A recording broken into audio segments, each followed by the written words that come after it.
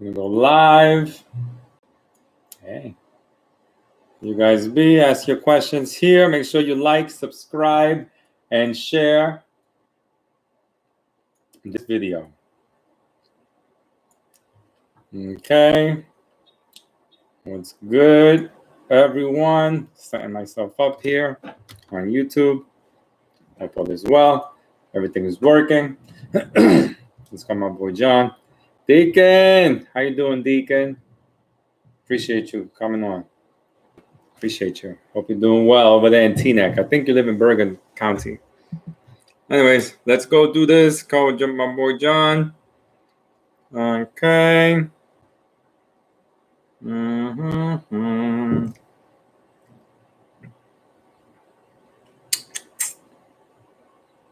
Over carrier.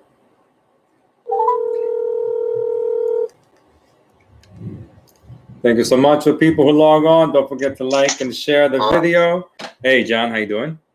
Good, how you doing? Good over here. Just getting set up over here on Facebook and on YouTube. Got a couple of people who logged on already. Today's topic, as you guys all know, is going to be on what is happening with if a letter of I just lost my train of thought. Can you believe that? Goodwill letter. If a Goodwill letter is going to work during today's time, okay? And we're going to educate you guys and let you know about how that's working in today's time. Now, my name is Gizzy, go by GizzyCredit. This is John. John is the brains of it all. I do a lot of social media for this group. We like to educate people. We do a credit repair for the last 10 years. And we get constant customers. At least one person on a daily basis starts with us. And we also have a lot of repeat customers too. And but our goal with these videos is to educate the customer and let them know what they can do during, these times, because a lot of people don't know what to do. There's a lot of misinformation out there. So we just want to let you guys know that we are experts in credit, and we want to position you to do what you want to do with your credit as well. So John right here is the brains of it all. I got a couple of questions for John. The main question is, John, will late payments, what type of late payments are going to affect people with this coronavirus stuff?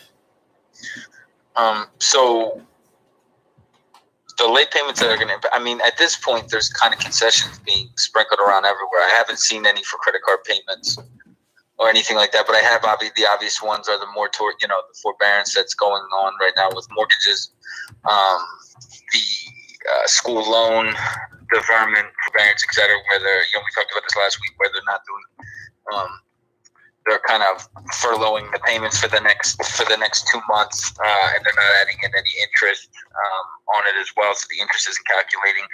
Along with that, I've seen auto loans. They're giving the opportunity some, select auto lenders, which will probably apply to all of them over the course of time, are starting to give concessions as far as, skipping a payment or giving the opportunity to miss a payment in an effort to recoup. Now, let me just go back for a second. Okay. So, one of the things when we discussed what we're going to talk about today was the Goodwill letters. Now, one thing that we get almost regularly, and it's so obvious to pick up on, is a lot of this stuff a lot of this myth-related stuff that kind of percolates the internet and predominantly the credit boards, right? Correct. So, one of those things we get all the time is questions about Goodwill letters, and evidently it must be such an incredible topic that gets talked about all the time on these credit boards. But I'd like to just provide some clarification on what the reality of it is, because it seems that it's being presented as though it's just this get out of jail free card to do whatever you want, and in reality it's anything but that. So the idea behind a Goodwill letter, any Goodwill letter, by the way, this isn't some special Goodwill letter. A Goodwill letter is a Goodwill letter. So Is there a variation? Yeah, you know how it is on the internet. They'll tell you there's a variation. Somehow there's a good one versus a bad. You know what I mean? Like, that's the manipulative part. So when there's misinformation, that's why I'm trying to be as clear as possible. because I'll speak generally here, and somebody will be like, "Well, I got the best, the best Goodwill letter. It works all the time." No, it doesn't.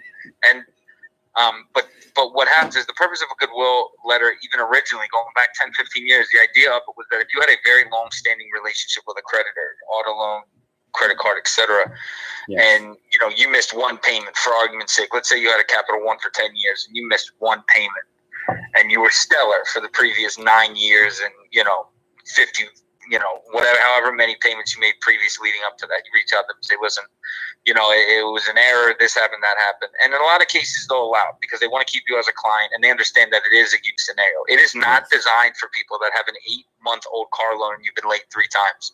I think logic would tell you that. The name Goodwill is just that, right? That's very indicative. It's not for somebody that opened up, student loans 2 years ago and have been late half the time. That is not a Goodwill request. That is a please erase my information request, and that's not ever going to be met favorably.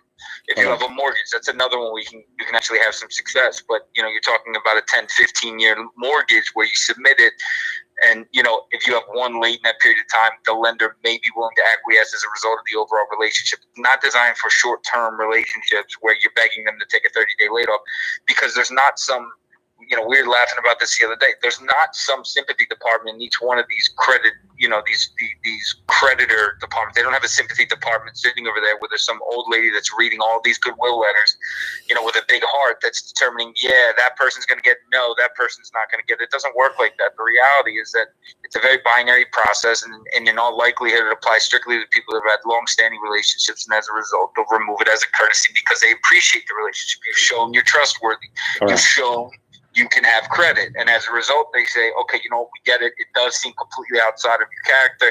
You have been a client of ours for 7 or 8 or 9 years. This happened, and we're willing to extend it. So I just want to get that out of the way. Correct. Because we've been getting a lot of that lately. Again, you can normally tell when the credit boards are burning up because the myths start burning. Like last week with the bureau's going to get shut down. Remember that? That was turning and burning for a good 2 weeks. And then now I guess everybody realizes they're not closing down. Well, it's because, when you send letters, who's going to process the letter and look at the letter, John? Right.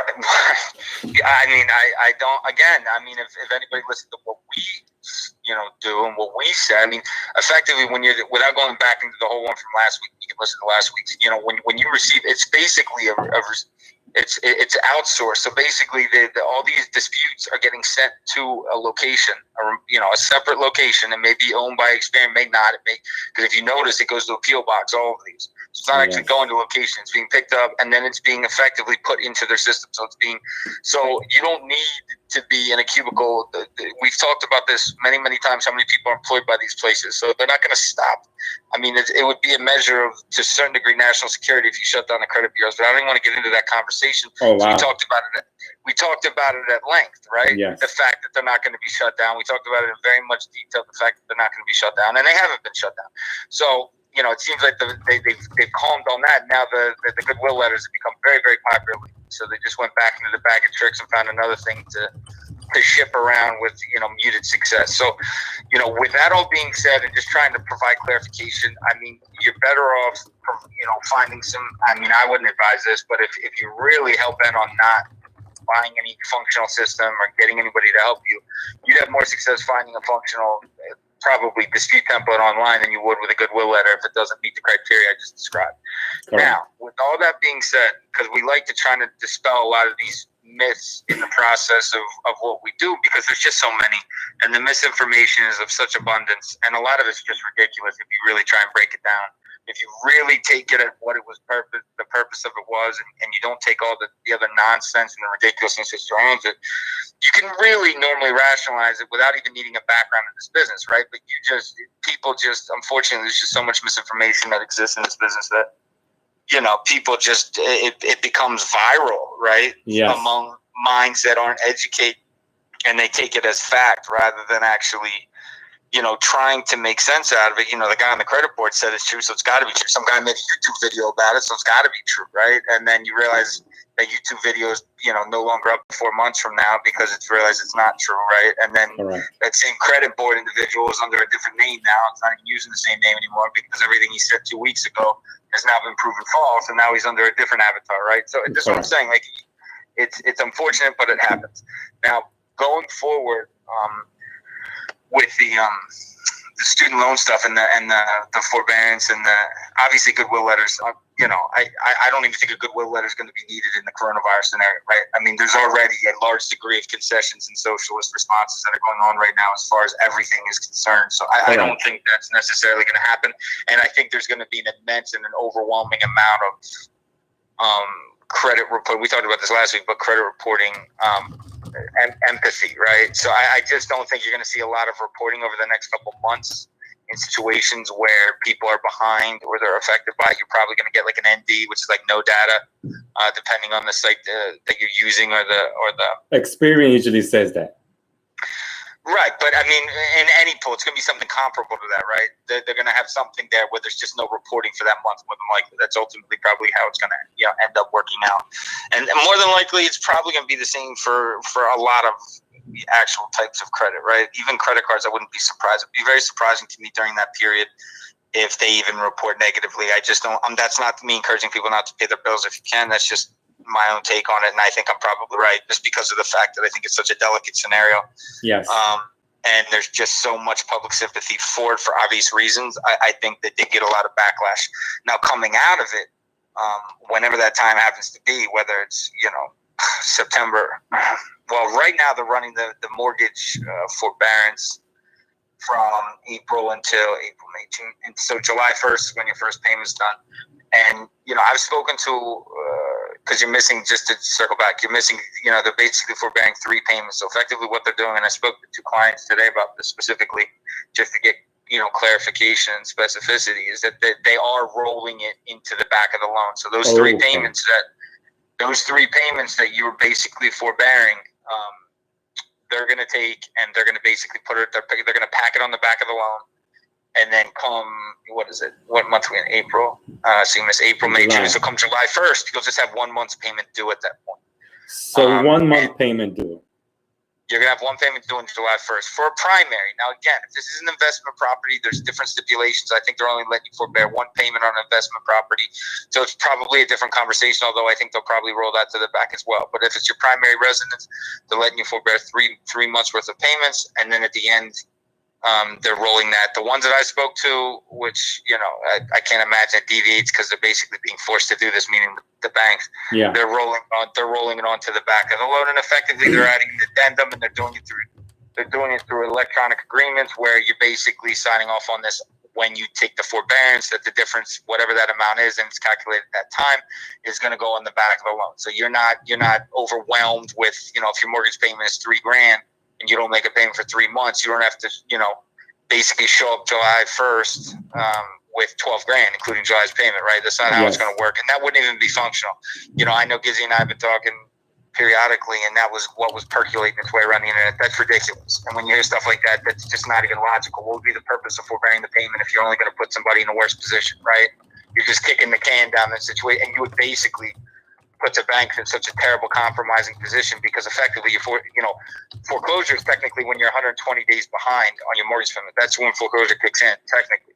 Correct. So effectively you'd be forcing the bank into who knows how many foreclosures. So it's just not realistic to think that they're going to ask you for that amount. Now, obviously, if you have it, you have the ability to pay it, but for 99% of the other people that are forbearing it and they need to forbear it, it's just going to get rolled onto the back, and it's going to be as if, and it's not going to really make much of a difference, and it's going to be as if those 3 months were effectively free, quite honestly. So, which is, in some industries, is exactly what needs to happen right now. And they're doing the same thing with some auto loans. I've seen certain lenders like GM, I've seen willing to be a lot flexible. These are just things I've actually physically seen myself. And these are like up-to-date stuff. This was like 3 days ago. Okay. On the GM, the mortgage stuff was as of an hour ago.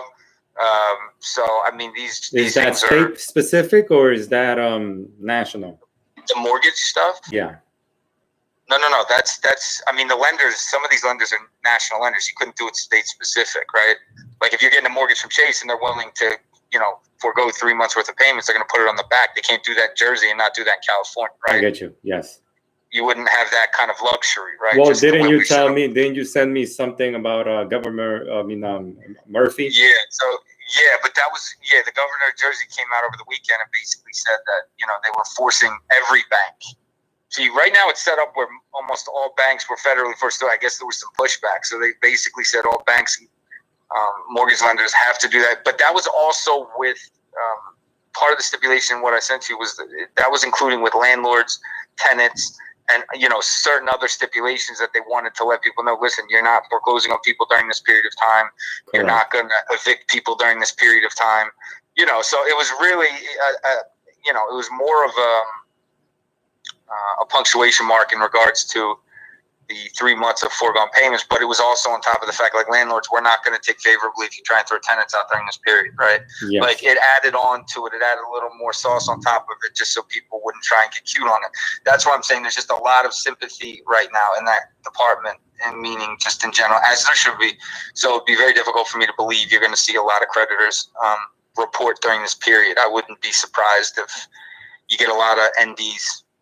Even when people don't pay, right? And it won't until it clears up. You're probably, if somebody's not paying, you're probably not really going to start to feel it until after we get out of this. And if they choose not to, that'll be their decision. But I think there's a lot of reparations, and this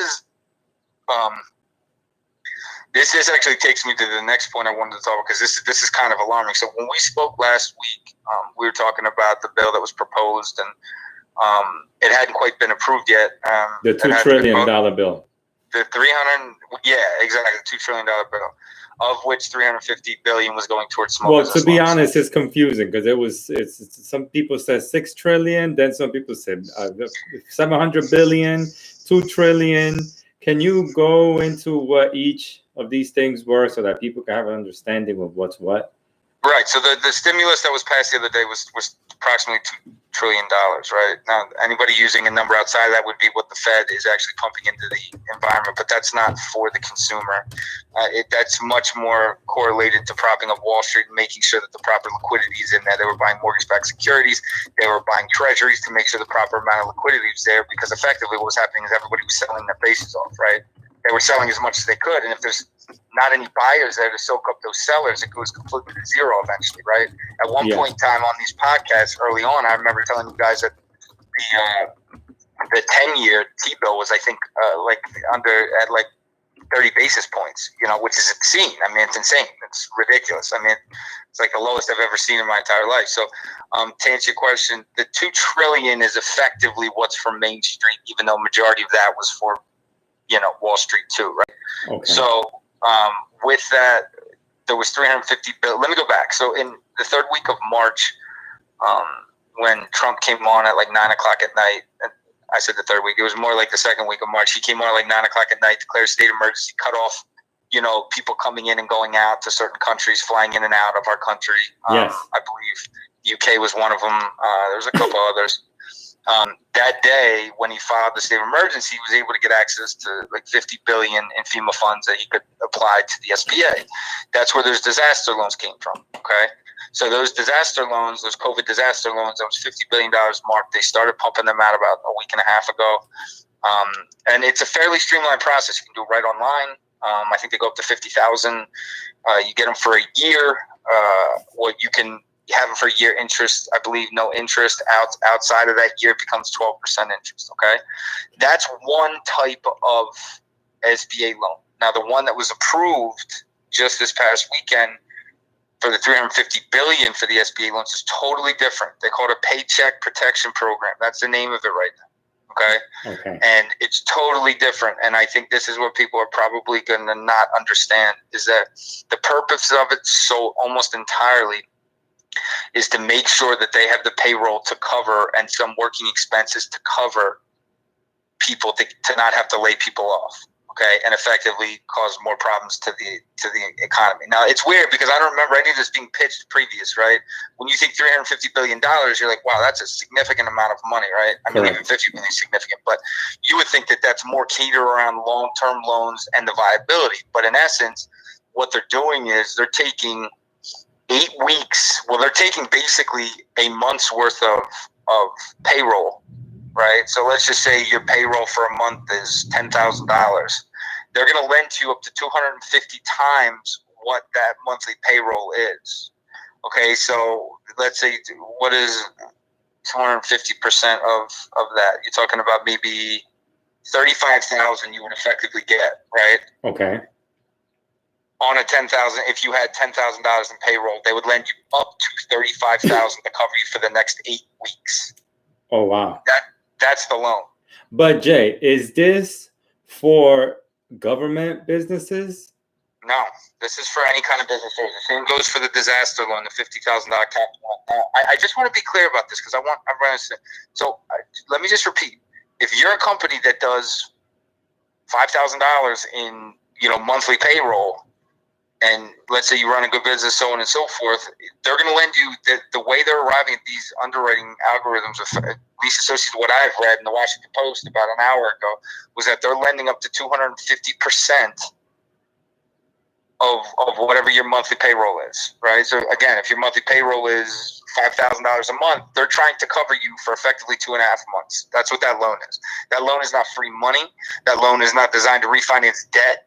That loan is very specific. It's very specific. And I think what people are going to learn is it's very specific towards trying to make sure that people stay on. And that's why you have the caveat where they say, well, look, if you don't lay anybody off, we'll forgive some of the loan, or we'll forgive a majority of the loan, so on and so forth, right?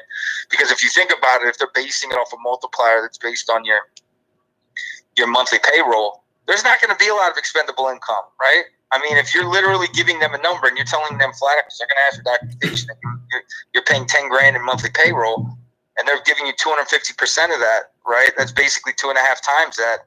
You're talking about getting, 35,000 approximately, right? So, I mean, that's going to cover you for the next 2.5 months, of your monthly payments. There's not going to be a lot left over. It's not this helicopter money that they're trying to claim. It's not. I think it's great. I think it's closing an enormous gap. But I think the problem is that I don't think it was communicated properly in the onset of it, and I don't think it's going to be enough. But that's just payroll. That's just like if you have employees. But how about if that's what it's called. That's why it's called the payroll. They named it the Payroll Protection Program. Okay. That $350 billion SBA loan that just got approved, that is called the Payroll Protection Program. They just named it. So that's what it's. That's what I'm saying. It's very misleading because the way they wanted to let everybody think is that it was just going to be this peppering of money everywhere, right?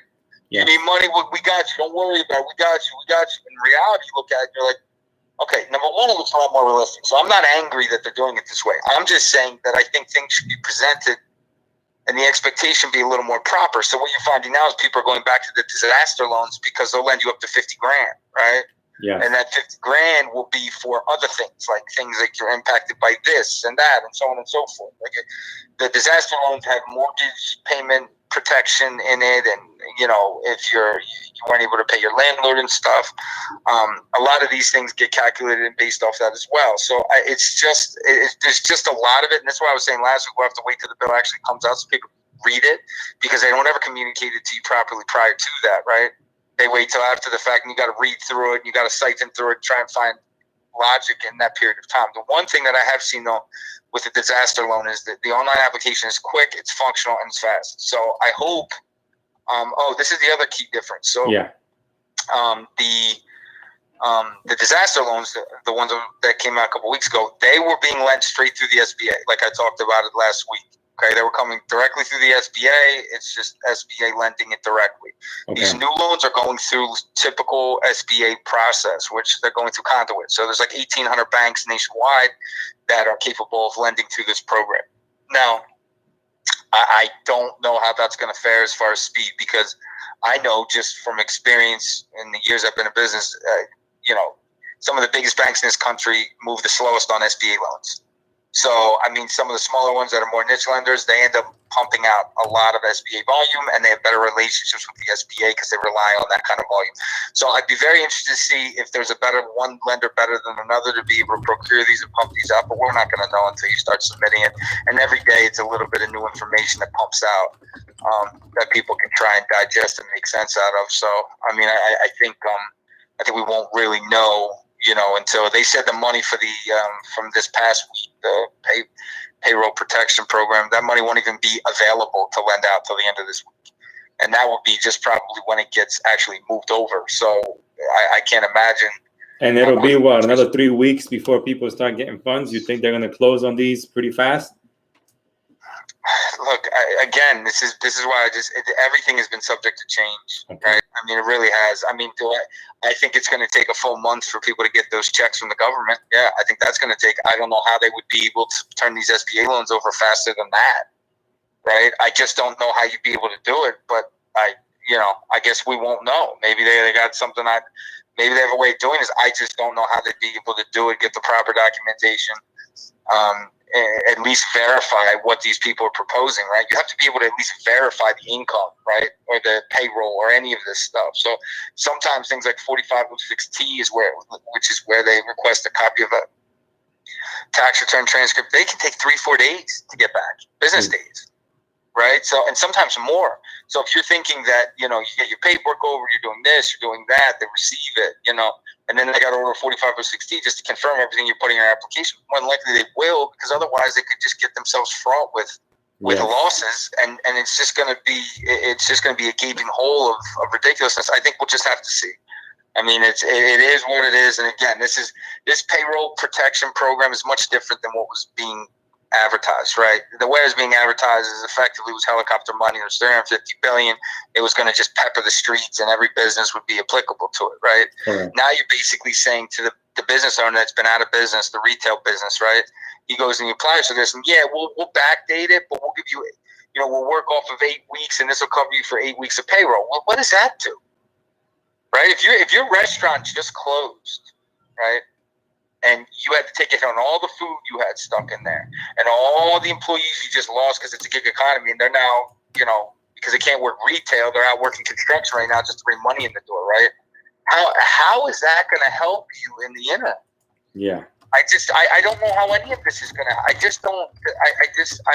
struggle sometimes to rationalize a lot of this stuff because I just don't know how it's going to ultimately end up providing the need, and this is why it always takes me back to the fact that I am absolutely sold on the fact that there's going to be another stimulus, and it's probably going to have to come out August or September, because there's no way if we don't get the consumer strong again going into the holidays, there's just, I mean, if we have a slow holiday with an economy that's already in an uncomfortable situation, it's going to be a huge additional strain on our economy if we can't do what Christmas normally does. You know what I mean? Like, as far as like people going out and spending and people buying and propping up the economy during that period of time. If we don't have that ability for any number of reasons, it's going to be I don't know if you know, but in social distancing, another 30 days, April 30th. Yeah, no, I know. And then the governor of Florida came out today and said that he doesn't think that that anything's going to change here until basically the middle of May. So meaning this prepare yourselves, right? So I mean, they're basically saying, just so you understand, effectively, they're trying to suggest that they think it's going to peak in the next 2 weeks, right? Yes. So they think over the course of the next 2 weeks that this virus is going to hit its peak, right? Which I certainly hope it does. But that doesn't mean you wake up the following day after the peak and it's gone. Correct. Right? That just means you hit its worst point. And yes, from that point down, there's a lot of heavy sledding. You understand what I mean? You don't just wake up the next day and you're like, man, let's get out of the house and start high-fiving and playing football, right? I mean, it just doesn't work like that. So it's going to take a while to fall out from there. And it's going to be very questionable. I mean, we're going to be scarred with this whole situation for a long time. I mean, in all honesty. And I think the possibility of it going away and eradicating entirely is small. Because if you look at China, you're looking at China right now and you say, China obviously got over the hump and on the back end, but they're still getting some new cases here and there. Yes. It hasn't eradicated from their environment. So, I mean, and chances are they're the template right now, meaning China. I mean, we can expect a similar response to come out of this. And if you figure if it reaches its peak in April, maybe we get the numbers way down by, June, hopefully by the summer, because that's another huge economic time for our country, as far as when a lot of money gets spent on the retail side and people are out spending money, having fun, et cetera, at least in almost all parts of the country I know about. So at least gas will be cheap. Which they get, yeah, well, yeah. I mean, gas continues to get cheaper, but unfortunately, it's cheap. It's not getting the same attention it typically would, right? In a good economy, with gas getting this cheap, it would be the front news story, right? Yes. But we're dealing in an environment where there's just so much else going on that it's just causing such an exponential issue. And I think, like I said before, I mean, there's just. I talk to clients every day. I talked to a business today. Okay. Some new client. They're in New York City.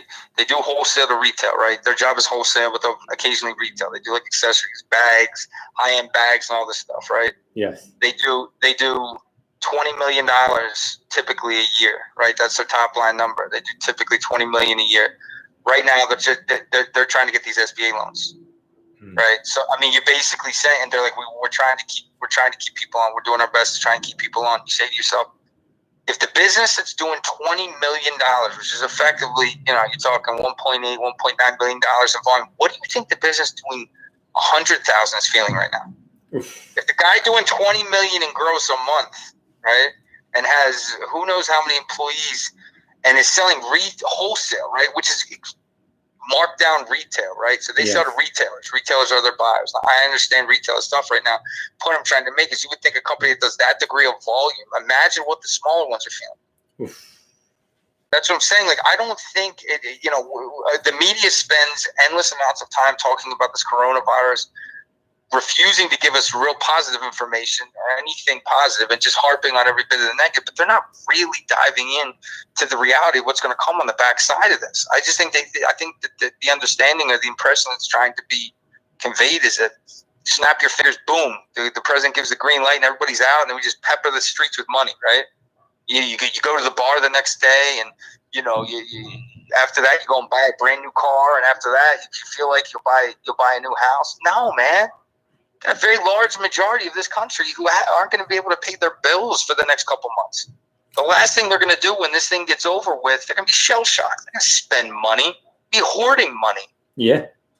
They're not going to be out there trying to figure out elaborate ways to go boost the economy.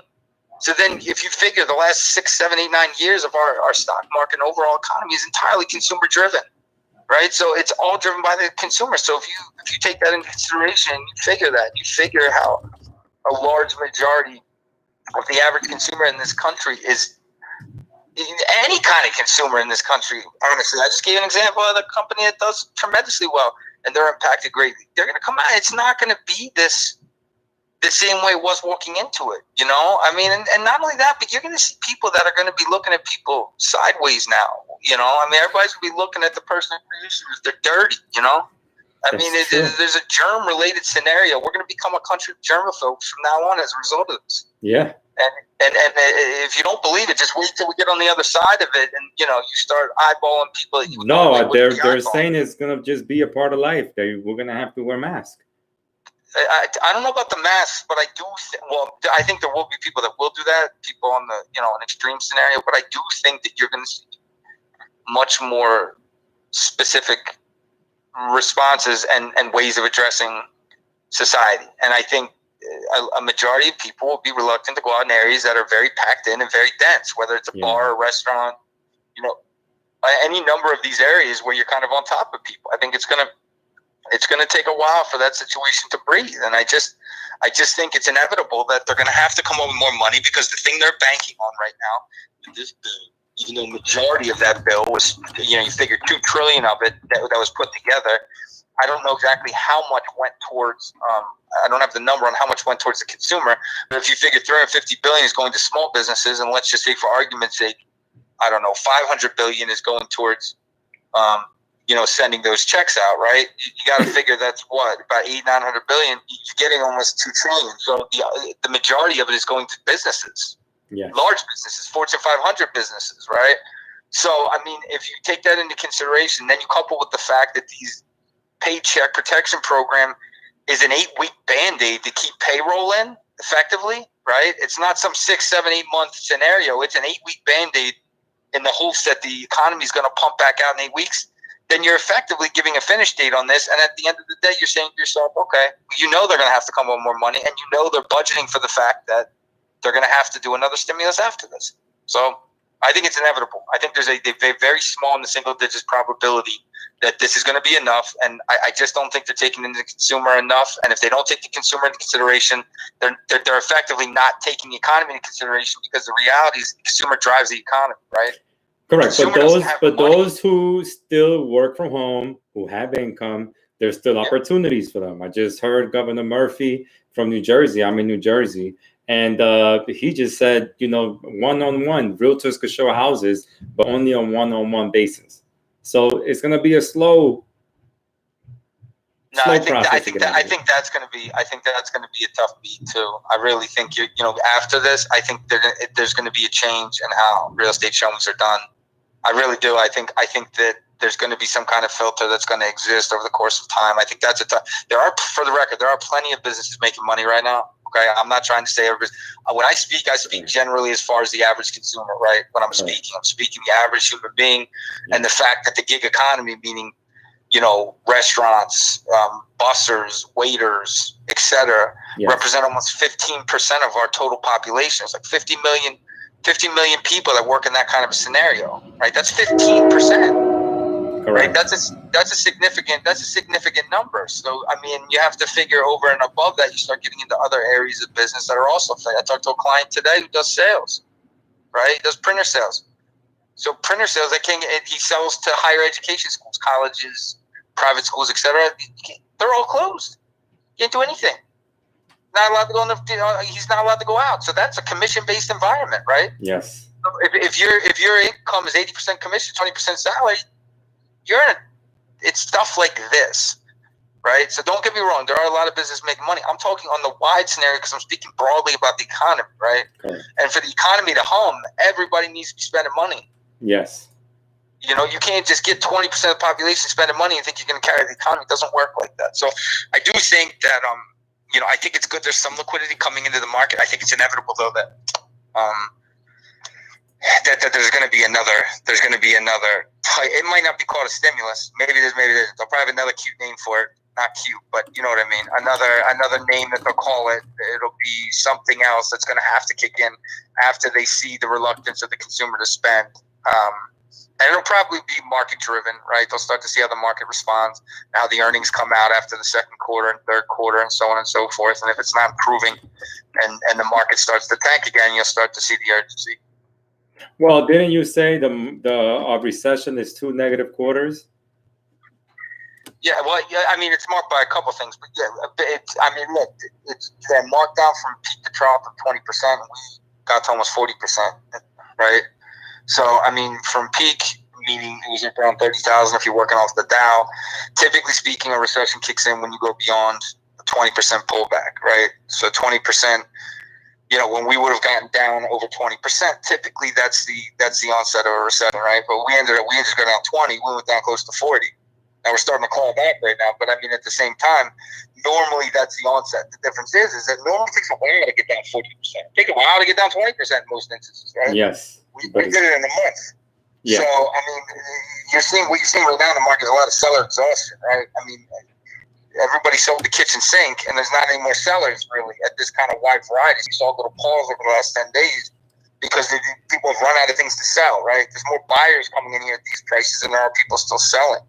So you're starting to see a bit of a bear market rally, and I think it's a to be determined until you can see how we come out of this. Obviously, the strong names, they're going to be all right, but I mean, there's a lot of really exposed names in this environment that, if this sustains, it can be real problematic. Yes, but if when you have the mortgages, right? If they put it in place where they're gonna waive the late payments, will it ever be like? Is it all of the mortgage companies gonna abide by it, or is it gonna be case by case? You mean as far as the 90-day? Yeah. No, everybody has to oblige by it. Everybody's got a different procedure, and I know this because I've again with clients, I've had clients that have smaller local institutions and ones that have larger. They're all acquiescing because they're effectively forced to, right? I mean, it's a situation that they're kind of getting forced to do as the lender, And like I said earlier, it's just as every day and every week and every month goes on, and this continues to persist. The public, understandably so, is becoming more sympathetic to it. Government is seemingly more sympathetic to it. And as a result, none of these banks want that kind of pushback. You understand what I mean? Like, that's the last thing. If you're a bank, last thing you want to do is go against the grain, cause a problem, and then draw more government attention to your organization, right? Yes. I mean, look at some of the big institutions coming out of 2008, and they helped the government, right? And a lot of them got rocked with all kinds of fees and fines, et cetera, and they did what they were supposed to do. So imagine if you're one of the lenders that doesn't fall in line and says, you know what, we want them due, we want them full, we're not doing the 90-day, you're going to get torpedoed. I mean, you're toast. Not only that, but nobody will want to bank with you because you went against the grain, what everybody else did, as a way to try and, as a humanitarian response, sympathetic response to what's exactly going on in the economy, So they're going to waive the late payments, and you're only going to have to come up with one payment July 1st. It's not the late payment. So there are going to be no late fees or anything like that, right? So effectively, your mortgage payment, if you apply for it, and again, you have to apply for it. It's not just kicked in. If you have a mortgage, they don't just. It's not. No, it doesn't mean everybody in the entire country doesn't have to make a mortgage payment for 3 months. You have to apply for it. They have to approve it. And then once they do you have to show hardship that it was because of I'm sure Corona? It's probably, I mean, again, each one's a little bit different, but yeah, you have to, a hardship letter is typically what's requested along with the application that they ask for. The paperwork's got to be filled out. You submit it, they approve it, and then, April, May, and June effectively don't have to be paid. And then they take that balance, and they take that total amount. For instance, if it's $3,000, that would be 9 over 3 months, and they roll to the back. They pack it on the back of the loan, the principal balance of the loan. No late fees or nothing. So come the first of the following month, which happens to be July, you'll have 1 month's payment due then. I thought you said no interest. What do you mean no interest? No, you're making the student loans are no interest. Okay. So you're taking that same payment is going to the back. There's no late fees on the mortgage stuff. So even though you're not paying, they're not hitting you off with that late fee on top of it. It's just going to be the straight mortgage payment that gets rolled on the back. The student loans have no interest that's accruing while you're deferring the payments. Does that make sense? Yes. Okay. Yes. Yeah. So I mean, and again, you're seeing auto loan lenders also. Yes. Someone wrote over here, Ally doing it for car loans. Ally Financial. Yeah, and they're all, like I said earlier, they're starting to. About a week ago, the end of last week, I got noticed that GM, from one of my clients, that GM was offering it. And then I've slowly started to see a lot of them fall in line. Because again, none of them want that heat. Plus, it would just, if they don't do this, and let's just say if your Ally's a huge auto loan lender, by the way, but let's say you're like Santander, who is a high interest auto loan lender, right? They're kind of an alt credit, high interest lender. They'll go into the low double digits, into the mid double digits. So that they're gonna be a lender that's gonna take an overwhelming amount of pressure in this environment, right? So in situations like that, if they don't do that, think about, like, if they don't extend it, they're basically helping their own balance sheet too, though, right? Because they have to start a repossession scenario after probably 2-3 months of not payment. So if you can at least knock out 1 or 2 payments and acquiesce it and try and work with them, it saves you the responsibility of having to actually accelerate these loans and take the cars back. So what are they going to do with it? Right? What are they going to do? What are they going to do with all these cars? It's not the objective here. They have to accommodate. As much as it seems like these banks are doing everybody a favor, and they are to a certain degree, I got news for you. With the amount of people that are having this problem and running into this issue nationwide, they're going to feel it if they don't be accommodated. You know what I mean? Like, they're going to seriously feel it. Now, obviously, a lot of these banks are well capitalized. There's a lot of smaller banks that aren't as well capitalized as JP Morgan, right? There's a lot of banks that aren't as capitalized as Wells Fargo. I mean, there's the top 5, 6, 7, 8, 9 banks. And then after that, there's they're big banks. But, I mean, if you start doing the numbers and you break down you look at their total, auto loan volume, and you look at the total cost of, the average car that they would be financing, and you start doing the math, you're like, man, a 20-30% hit on that could do a real damage to their bottom line. Yes. And so they have to I mean, I don't want to say they have to, but the reason you're seeing them do that is because they know they're not going to get it. You understand what I mean? And there's going to be people who aren't being affected by this problem right now, this virus financially, and they're going to still apply too, right? Because they're going to see something free in society, and they're going to feel like they're justified to do it, right, wrong, or indifferent. So there's going to be a lot of that too. So the way to kind of needle out all that stuff is to just make a blanket response, make it accommodative, do it with the idea that, you know, they're going to pack that onto the back of the loan as well, so they will get paid at a later time. And business as usual. They don't have to accelerate. They don't have to disrupt their whole balance sheet and completely obliterate their earnings. Because keep in mind, you know, as much as people are discounting that the earnings in the first quarter are going to be terrible, second quarter is going to be awful, you know, there is an expectation that, you know, assuming we get out of this in the second quarter, the third quarter is not going to be putrid, right? I mean, that needs to be a rally quarter for our economy. Otherwise, you're going to see a lot of fallout. So, you know, they're all taking that into consideration. If you sit and you torpedo 20% of your auto loans, that's going to be a problem. And it's going to exacerbate whatever selling is already taking place. You know what I mean? It's unfortunate that it has to be a virus that did this. But did you kind of see it coming where everything was so inflated? Do you think that the virus just was like the icing on the cake? Asset values have been inflated since 2015, 2016. I mean, stock hasn't been this high, but real estate values have been. I mean, you've been eking out gains in real estate depending on the county for, you know, the last 2.5, 3 years. It hasn't been the way it was in the previous 5, 6 years, right? So the stock market has been continuing to truck higher. It was inevitable, and a lot of that's in part because interest rates are low, right? Yes. When interest rates are low, you don't have a lot of alternatives for investment other than real estate, bonds, and stocks, right? Because what's going to get you the return? If rates are low, you know, CD rates are low, money market rates are low, borrowing costs for corporate debts are low, you know, things that you would typically invest in for fixed income, they're all low returns before tax. So the place you get the largest return would be the stock market, real estate, in some cases bonds, but not really. And so people were pumping into them, which has helped propping it up with the interest rates being low. Problem is, it was just so toppy, right? I mean, the buyers really got to a point of exhaustion. So, I mean, people have been asking for a pullback for 2 years at least. So to say were people expecting, I think people were hoping for it. I don't think you ever get it in the way you want it, right? Meaning, I don't think that people were hoping that it would happen in a month and you'd see a 40% correction in that month and all this other carnage that has kind of developed and as a result of how it did. But you can't always pick and choose how it's done, right? And I think the reason why it dropped so aggressively and just so quickly is because of the fact that, number one, a lot of people knew that we were toppy. We've been toppy, especially in the stock market for, again, a couple of years. You know, last year, the average hedge fund returned 7%. Whoa. The overall market from the end of 2018 to the end of 2019 was like up 22, 23%.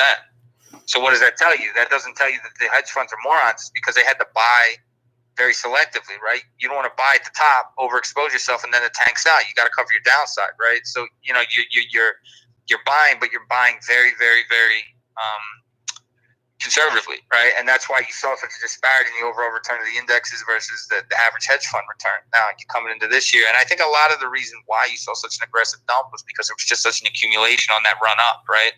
Yes. So when that started showing, everyone's like, I'm out, and I'm going to wait. And, you know, that you literally everything. I mean, there was a point in time, I think I talked about this before, where this was maybe 2 weeks ago.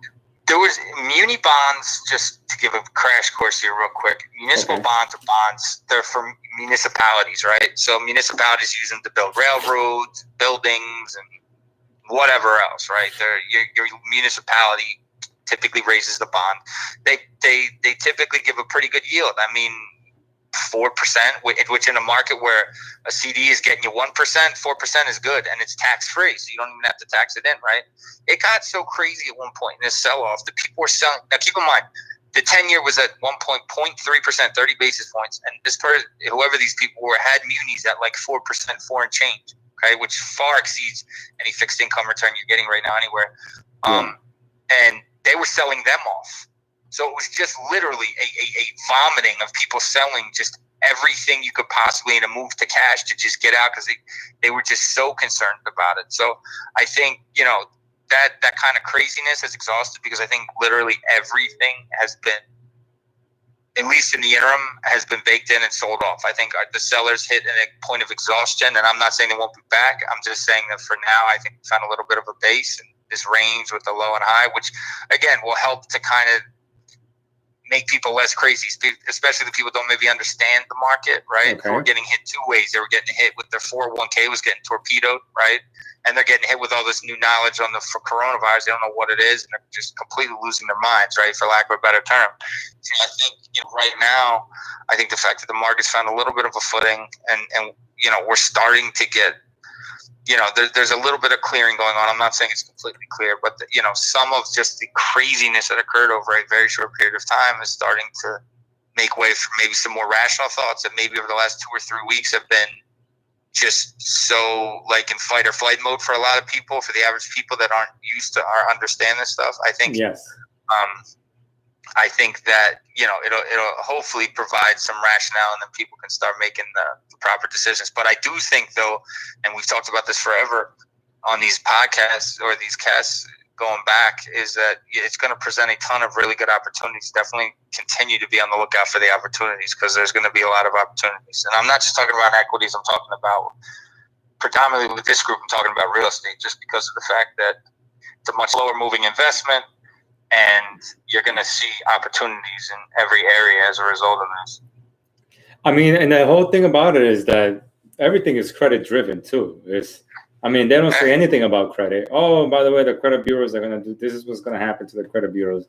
You can't report this. You can't report that. This is like stable. This is like nothing ever happens to the credit bureaus. Wait, what do you mean? Give me an example. What do you mean? Meaning, the government doesn't get involved with the credit bureaus. They get involved with the economy. They get involved with the banks and doing this, but never with the credit bureaus to say, hey, everyone with a 580 credit score could get this.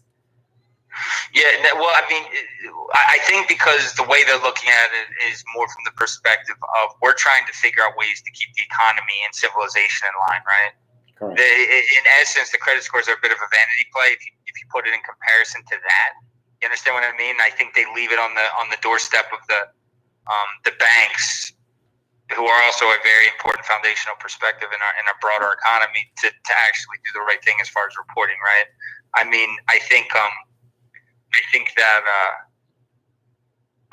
think that the bureaus, no, they don't get impacted. You don't ever see them under scrutiny ever, other than the time when Equifax got briefed.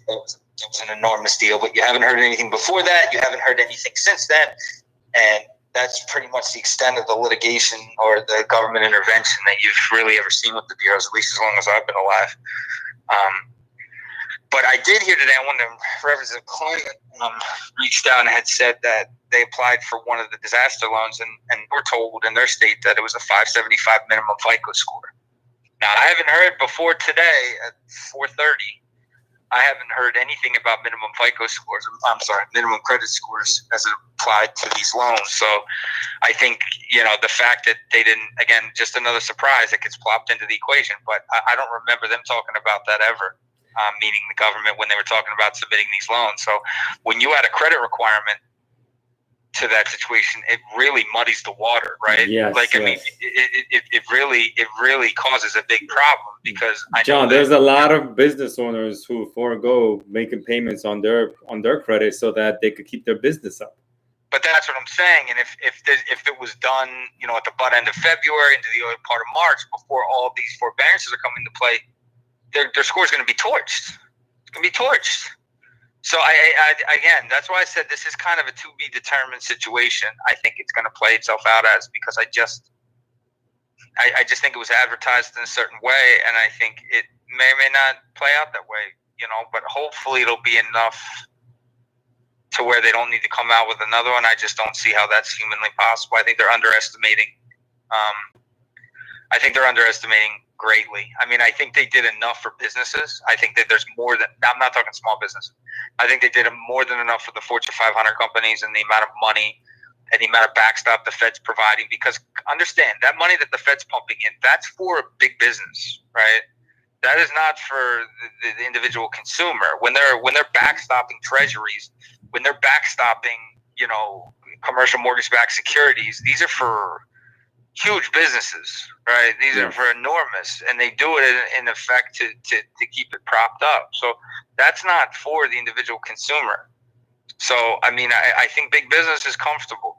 I think there's going to have to be something more for the consumer. I don't think it's going to be enough. And the only way this economy hums is with the consumer at the driver's seat, right? Yes. And that's the only way it hums, because we become a completely and utterly consumer-driven economy. And as a result of that, the consumer has to want to go out and spend. And if they don't, it's not going to be comfortable. I have a question here from Kendra Clark. She says, what can a person do about student loans from 2010 and the school was shut down because they were committing fraud? Yeah, there's a form. You can actually go to if it's a Department of Education loan, they have a form on for loan forgiveness or discharge where you can go on there, and it's specifically for schools that were closed or any number of reasons. You can log on there. If it's Navient, they should have one too. I know for a fact the Department of Education has it. Okay. But you should be able to download the form there, fill it out, send it in. They'll corroborate it, and assuming that everything she's saying is true, which I have no doubt, then they'll actually discharge the amount, and they'll effectively discharge the loan. Now, I don't know how that applies in regards to reporting, because again, please understand what we're talking about. It's two different areas, right? So the reporting might be, a little more legwork that's going to have to happen. Yeah.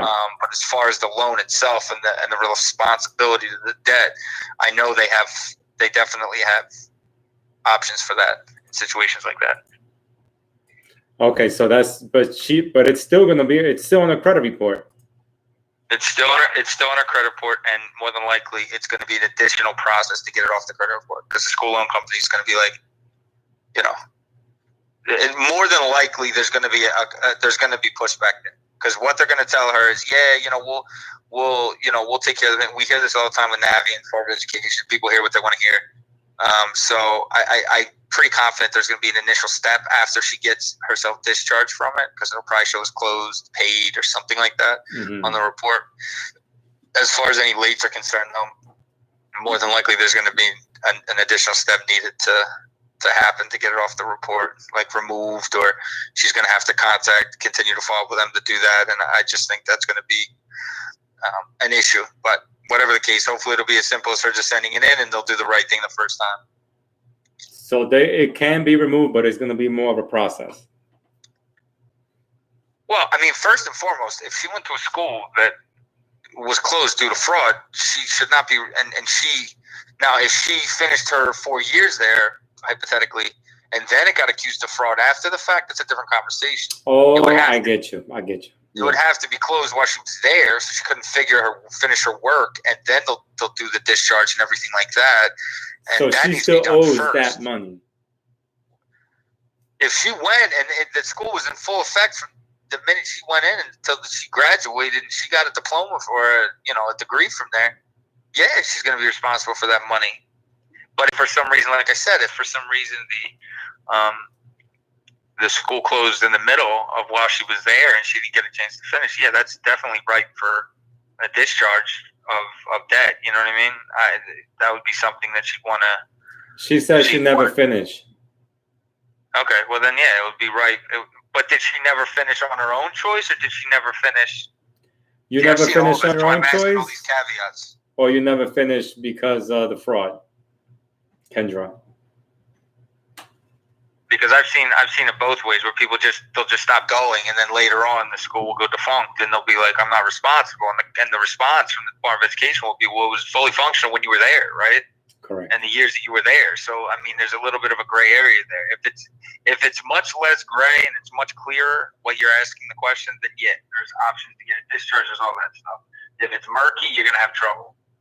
So it's like anything in life, though. You're gonna, and if it is an easy situation where it is very binary, where you were there, and while you were there, they closed it due to fraud, so you couldn't finish it to get your degree. She said she never finished because of the fraud.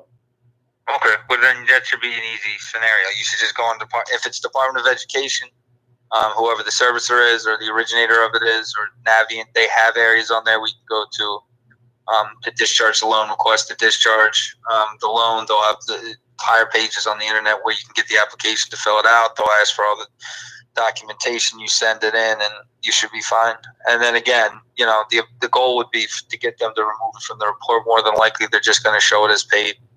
And then you're probably going to need an additional step to get it off the report, like somebody like us removing it, or just continue to follow up with them. Can she remove it with us first, if anything, and then she could go about, contacting them? Did you ask if she should get it removed first? Is that what you said? No. I'm asking you. Can she use us first and then go through the process? I would just say to her to get. I mean, who knows how she said 2010. I mean, we're in 2021. Who knows the statute anymore on that anyway? If it's a private loan, if it's a public loan, and you've waited this long, which I'm not sure why you did. There's got to be a reason to it. If you waited this long, then I would say that your first order of business, because those things accrue interest pretty rapidly, would be to get it discharged. Discharge yourself from that debt, relinquish yourself from the responsibility. And then go forward. Because in all honesty, I mean, nowadays they're garnishing wages. These loan companies. I'm surprised they haven't taken her taxes either, because they'll take your taxes too. Yeah, no, that's what I was gonna say. They do all that. That's why I said it's probably best. The first step should be just get it in order, and then can do the credit. Yeah, removing it from the credit if they don't do it right later or right after the fact. There you go. I've been trying to get this off for years, she says. And this is from your credit report, or are you trying to get it off from just, you owing them? Sounds like she's been trying to get it off her credit report. Yeah. Are you trying to dispute it from the credit report and get it removed? What's that? No, I'm asking her. Yeah, it sounds like she was trying to get it off the report, which isn't. I mean, there's just so much liability exposure I don't even know how much it is, but even if it was $5,000 after 10 years, that $5,000 is like $18,000 at 7% interest. So, I mean, there's a lot of exposure there if it's a floating amount that's been, that's lingering out there. Nowadays, they get real aggressive on collection. So, even if it's on my credit report, she says, yes, I've been trying to get it off for years from my credit report. Yeah, figured that. But I wouldn't even be wasting with. If I was her, and the fact that I don't even know how they manage, but like I just said, 10 years ago, $5,000. 10 years ago in 2010, the interest rates on school loans were 8%, 8%. 12 years later, 11 years later, whatever we are right now, I mean, that $5,000 at 8%, if you didn't make one payment, is probably $18,000, $19,000. So, I mean, it continues to accrue when you don't pay. They don't go away. So, I mean, you should be attacking the bureaus to get it discharged, unless you already tried and they wouldn't do it for any number of reasons. Now, getting off the report is something we do on a daily basis. But, I mean, if it's sincerely a scenario where, you were in the middle of school and they closed the school due to fraud, I can't imagine how the Department of Education could push back. I really don't. I mean, I've seen situations like this. That's not the only school where that's happened. There's a lot of situations where that happened, not fraud related, obviously, but, they ran the financial issues. They were taken over by another school. Any number of things happens. I mean, schools are businesses too. So, I mean, that's not uncommon. That's why they have the exact departments for it. But if I was there, that's where I'd be putting my focus right now if there's a legitimate case there, because otherwise, eventually the chickens are going to come home to roost, and you're going to wake up one day and they're going to garnish your account like happened to our clients. You're going to try and get your tax return money, and that's going to go to them until you pay it off, and it continues to accrue interest every month. It can be dicey. Normally they'll send you a letter, but if you've moved, it's going to go to the old address. So she's saying that no one told her about getting it discharged. Yeah, well, I mean, again, I don't know who the servicer is, or it's Department of Education, Navient. Yeah, is it Department of Education, Navient? They were shut down everywhere. Yeah, every one of them offers the ID because, if it's a public loan, you're going to have that option, and as a result, they'll have a department for that. They'll do their whole investigation on it. I mean, just take you at face value, but they'll do their whole investigation on it. If they determine that, they'll discharge your responsibility from the debt. So, if I was you, my opinion would be to jump on that before that comes back and snake bites you. in ways that you don't want, because once they get you in a headlock with those garnishments, even if you're good like us and you get people out of them quick still means like 3 months, and they're hitting you if you get paid twice a month. She says they just keep getting my money. But how are they getting your money? Through garnishment? Or you have a payment plan? There's no way through garnishment. There's no way. Because she'd be a lot more frantic if that was the case, trust me. I mean, you're talking about they take like 25, 30% of your check. You know, if you're making $600, they'll take, before tax, they take it off the top. Take $180 out of it. She said it was Sally Mae, and they were sold to Fed Loan. Fed Loan Servicing. So it's a private loan. So it was a private loan. So it is what it is. If she wants to ask specific questions. Oh, and she said no. The credit repair people just keep taking her money. Well, if anything, they didn't know what they were doing. But we have playlists of videos of us removing student loans. So endless videos every day. I mean, if you just go through my Instagram at GizzyCredit, I just posted Friday or Saturday a bunch of results videos, and I mentioned in one of those a bunch of student loans. From private student loans too. Credit union. Some places give you credit union. No, the credit repair are private. Yes, yeah. Any student loan or any account on your credit report right now can be removed from your credit file. Yeah, I don't really understand the idea how you can remove some. I won't ever understand that. Well, she was messing with some people that they told her. No. I didn't mean her. I meant in general. I was speaking generally. I meant we hear it a lot. How can you remove this type of guy? How can you remove if you're? I'm not here to dump on any other businesses, but how can you move some type of accounts, not other ones, if you know what you're doing? Right. There's a woman I spoke today from. Where was she from? I think we gave her a quote. I think we gave her a quote today, but she said that she worked on her own credit, trying to remove Capital Bank and Ford Motor Credit. I don't know. Did you see the file? No, you talked to her. She didn't send over. She was waiting to send it over. She told you about it. You talked to her on the phone. Yeah, she never sent it back. But I told her what the real deal was going to be.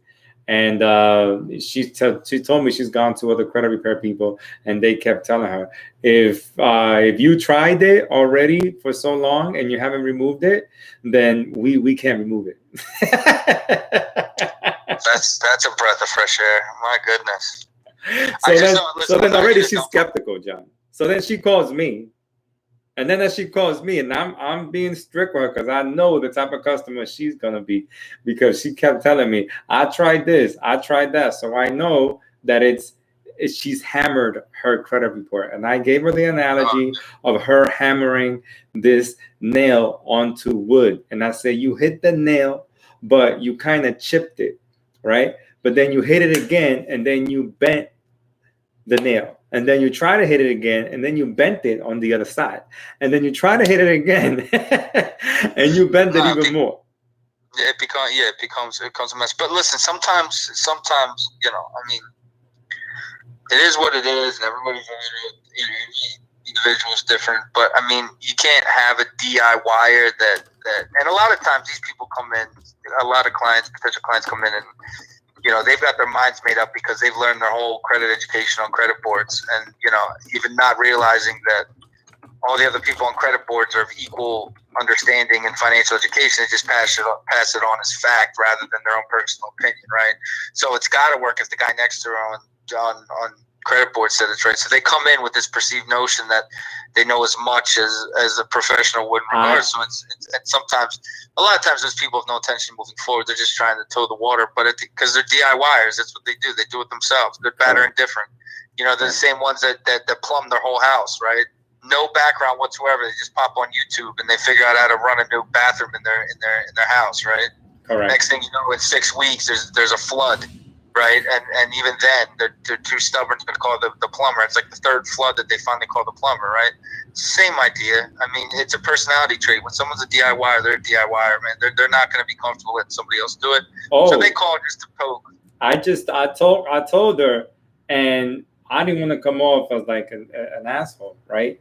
But I said, listen, the way that you're doing it, if you're going to come to us, you've been going to these Walmart type of places where you went through the self-checkout, okay? With us is different. You're calling a boutique firm here that's going to help you out. So you listen to us, because the way that you try to do it for the last year hasn't been working. So you have to let us do it for you. Now and that's the thing with the DIYers, that they want to do it themselves, and then they have an opinion, and we got to hear their opinion.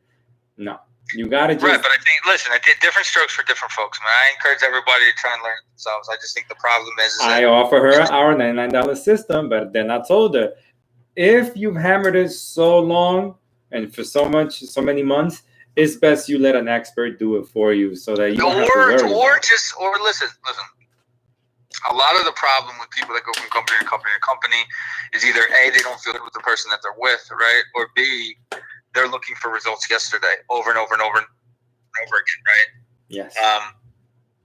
And in situations like that, they just keep jumping from company to company, thinking that somehow, some way, because they've watched it on YouTube or they've watched it on the credit board or something, that the guy that's pitching them the next best flavor on the next best YouTube channel is going to have some insight. When in reality, if you really, really, really understand how these bureaus work, which I do, I've been doing this a long time, and so have you, and I've helped, like you said, close to 10,000 people at this point. This isn't a small scenario, and the one thing that I can tell you is how these accounts go on your report and come off your report, and how the algorithm works for each one of these bureaus. Now, obviously, I'm speaking generally because I don't know the specific algorithms and stuff like that. I'm not a coder, right? But at the same time, I know how these accounts attach to your report. I know how they come off. If you understood that, you guys wouldn't be number one, you'd be buying our system because it very clearly details it in the Credit Life system. But you wouldn't be toying around with a lot of these other nuanced little caveat situations. It gives you a really clear understanding of A to B, right? Why does this happen? How does this happen? Because it's just very clear to understand once you understand like how they separate humans, like individual consumers from the next, right? Because you know, how many John Smiths are there in our society, right?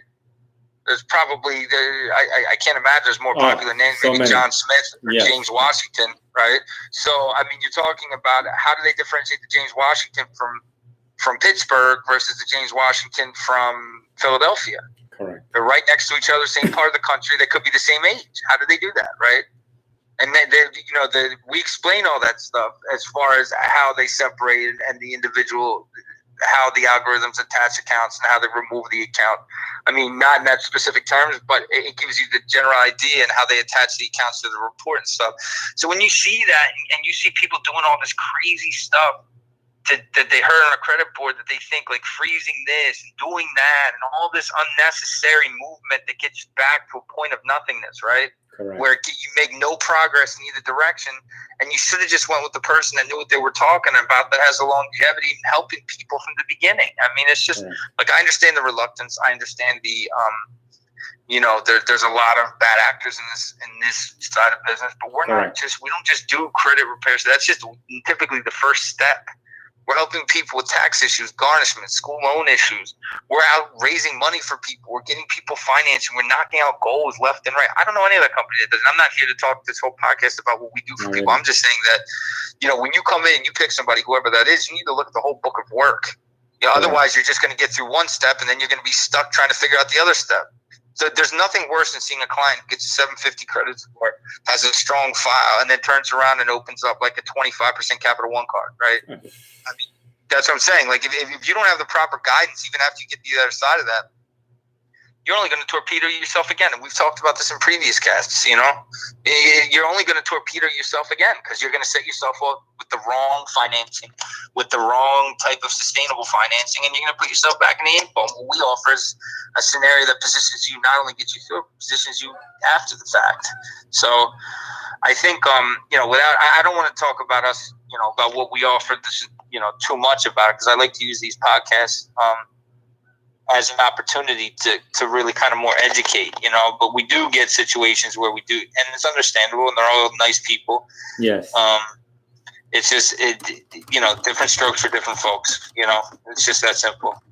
Well, I got someone over here that asks, do you remove old, outdated personal info before disputing accounts? No,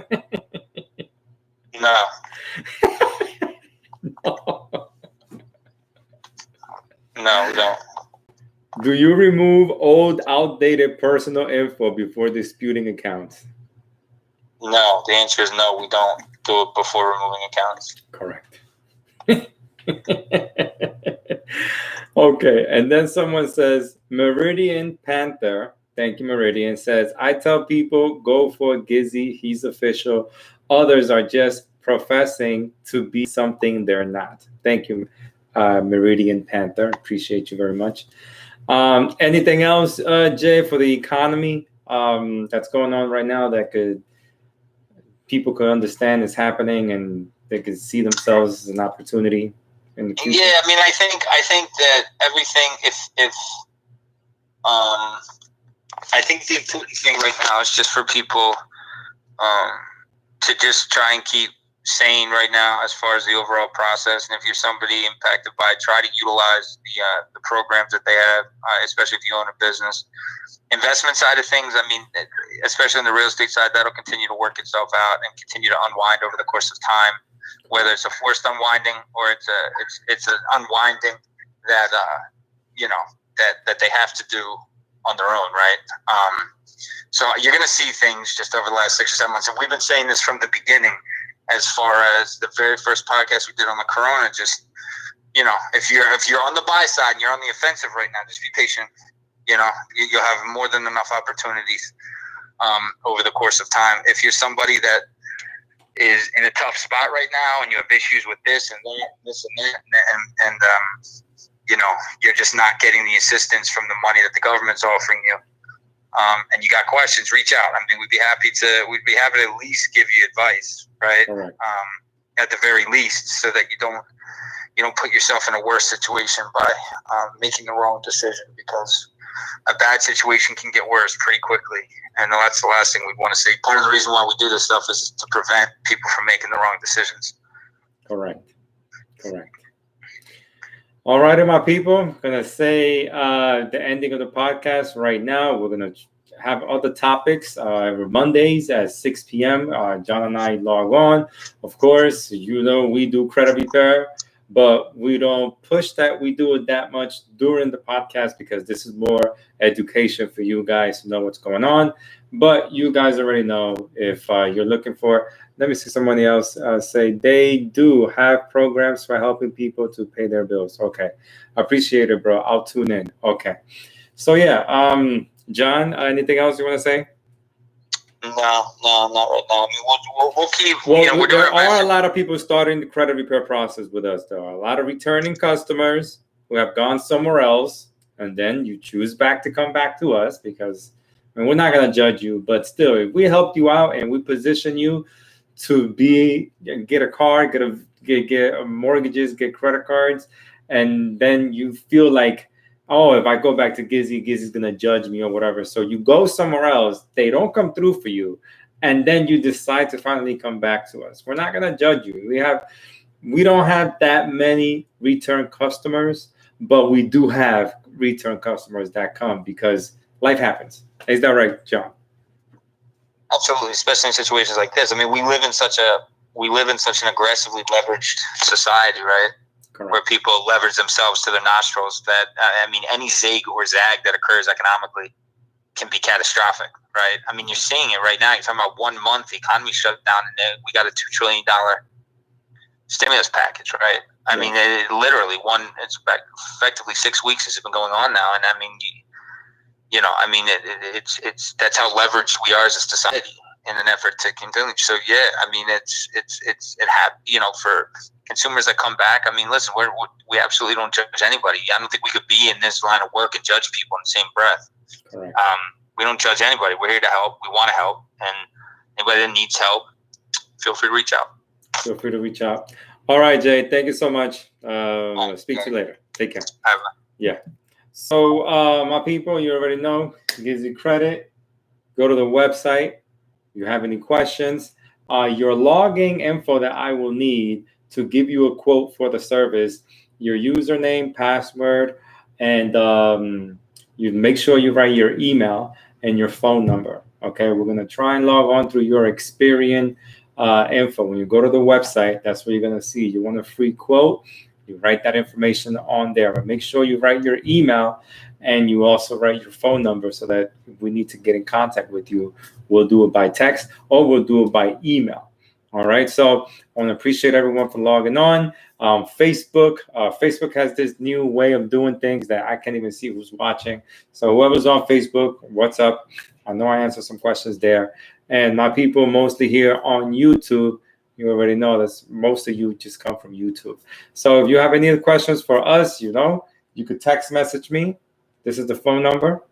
I get back to text messages all the time. On social media, you can find me. YouTube, Instagram, Facebook, all that other stuff too. So I want to say thank you to all and enjoy the rest of your evening. See you later.